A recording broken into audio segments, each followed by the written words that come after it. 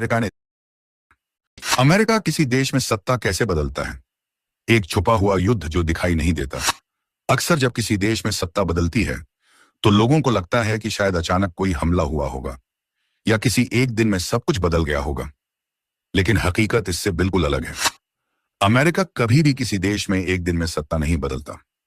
यह एक लंबी सोच समझकर बनाई गई प्रक्रिया होती है जो महीनों और कई बार सालों तक चलती है। इस प्रक्रिया में गोलियां कम चलती हैं, लेकिन असर उतना ही जानलेवा होता है। वेनेजुएला एक जीता जागता उदाहरण है। पिछले कुछ वर्षों से आपने लगातार खबरें देखी होंगी। वेनेजुएला की हालत बहुत खराब है।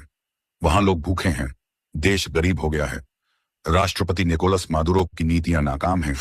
धीरे धीरे लोगों के दिमाग में यह बात बैठा दी गई कि वेनेजुएला की बर्बादी का जिम्मेदार सिर्फ मादुरो है। यह बात पूरी तरह गलत भी नहीं है। मादुरो ने विपक्ष को दबाया, उन पर तानाशाही के आरोप लगे। यह सब सच है, लेकिन सवाल यह नहीं है कि मादुरो अच्छे थे या बुरे। असल सवाल यह है कि अमेरिका ने क्या किया। अमेरिका का पहला हथियार, आर्थिक प्रतिबंध। अमेरिका ने वेनेजुएला पर इतने कड़े प्रतिबंध लगाए कि वह दुनिया के किसी भी देश से खुलकर व्यापार नहीं कर पा रहा था।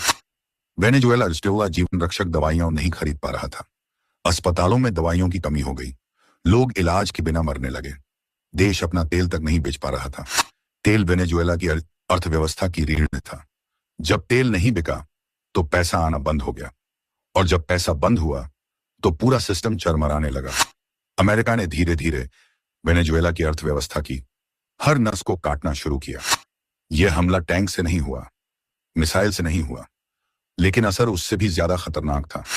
इसे अंग्रेजी में सफोकेशन कहते हैं, यानी किसी का गला घोंट देना।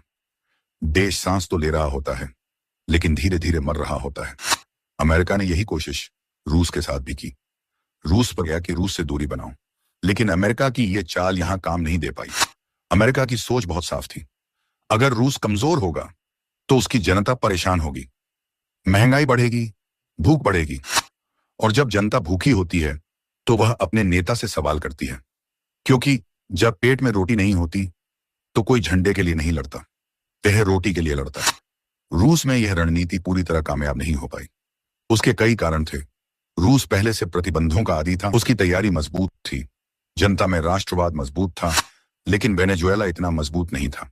वेनेजुएला की तबाही का असली कारण टीवी पर जो तस्वीरें दिखाई गईं, भूखे लोग, खाली दुकानें, टूटे अस्पताल, परेशान जनता, यह सब सिर्फ मादुरो की नीतियों की वजह से नहीं था।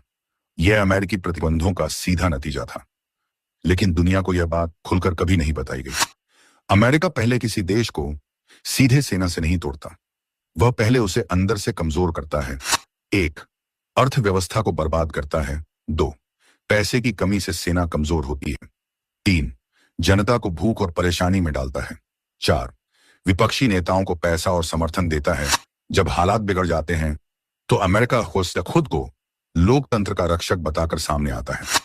आज अमेरिका के लिए किसी देश में सत्ता बदलना एक तय फार्मूला बन चुका है। यह फार्मूला कई देशों में अपनाया गया है, भारत के आसपास के देशों में भी। अगर कोई नेता अमेरिका की बात नहीं मानता तो कभी छात्र आंदोलन खड़ा किया जाता है, कभी बेरोजगारी को मुद्दा बनाया जाता है, कभी महंगाई, कभी भूख। देश अलग होते हैं, मुद्दे अलग होते हैं, लेकिन पैटर्न हमेशा वही रहता है।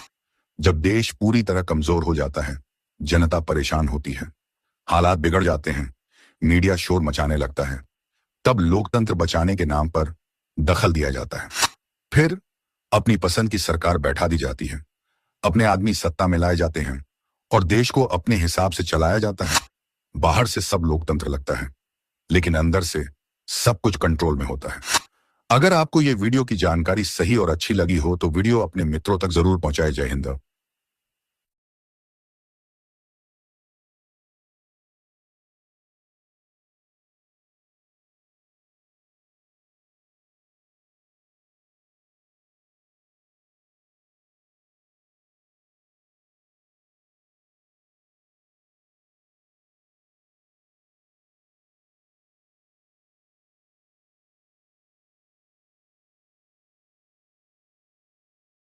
अमेरिका किसी देश में सत्ता कैसे बदलता है? एक छुपा हुआ युद्ध जो दिखाई नहीं देता।